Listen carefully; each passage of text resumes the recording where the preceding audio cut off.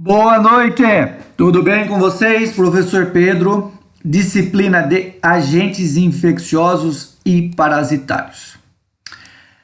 É importante vocês saberem que na nossa disciplina nós vamos estudar os agentes infecciosos. O que quer dizer agente infeccioso?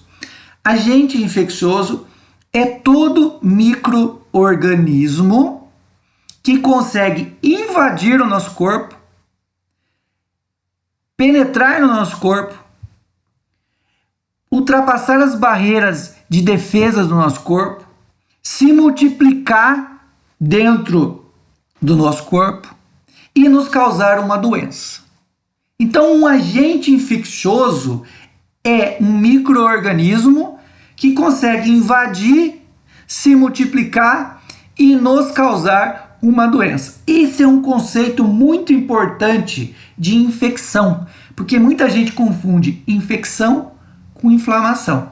E já a infecção é a invasão causada por um micro-organismo. E a inflamação é a resposta do nosso organismo a essa infecção, seja ela o inchaço, o edema, a dor, o calor, o rubor, né? Que são os causados pela inflamação. Mas enfim, na nossa disciplina nós vamos ver os principais micro-organismos que causam infecção no nosso corpo. É isso que nos interessa.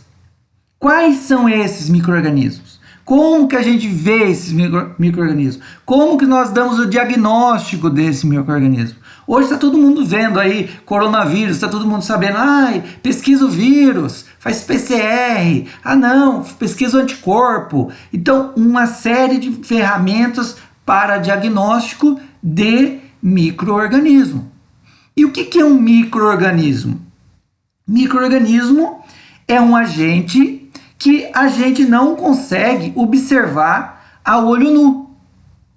Se a gente consegue observar a olho nu, ele não é um micro-organismo, certo? O nosso olho, o olho humano, ele tem uma limitação para estruturas muito pequenas. Então, você vê aqui, numa escala aqui de 1 metro, 0,1 metro, 1 centímetro e 1 milímetro, até estruturas em torno de aqui de 1 milímetro, o olho nu consegue observar essas estruturas de 1 milímetro. 1 milímetro é 1 centímetro dividido por 10. Então, uma partinha ali da régua a gente consegue visualizar com algum grau observar com algum grau de resolução alguma estrutura. Aqui a gente vê aqui a imagem de um carrapato. O carrapato já é difícil de achar, mas você consegue enxergar um carrapato que tem em torno aqui de 2 milímetros. Tá? Muito pequeno. Estruturas inferiores a 1 milímetro, o olho humano já não consegue visualizar.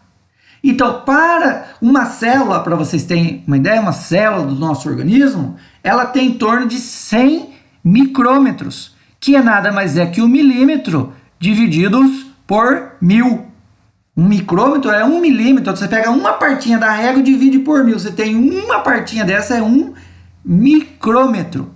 Então, uma célula tem em torno de 100 micrômetros. As hemácias, que são células do nosso sangue, ela tem em torno de 9 micrômetros, certo? Então, a gente não consegue visualizar isso a olho nu. A gente vai precisar do quê? De um microscópio.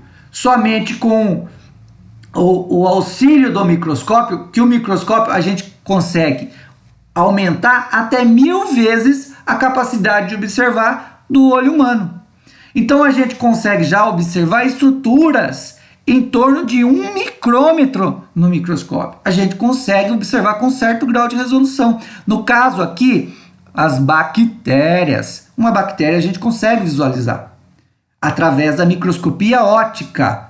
Mas nós temos outros tipos de microscópio, como microscópio eletrônico, como microscópio atômico, de força atômica, né?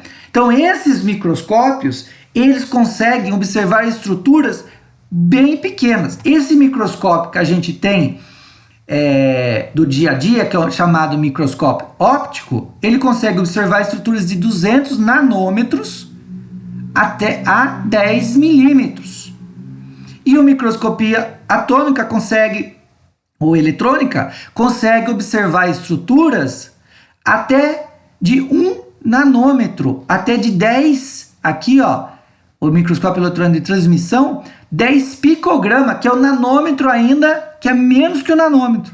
Então você tem o milímetro, o micrômetro, o nanômetro e o picômetro. Estruturas muito pequenas. O vírus é a menor estrutura que causa infecção no ser humano. Tem vírus em torno de 10 nanômetros. A gente, ó, se você baixar aqui, ó, você para cá, a gente não consegue observar os vírus na microscopia óptica, nesse microscópio normal. A gente consegue observar somente bactérias. Daí a importância da utilização do microscópio para a identificação de estruturas. Tá bom?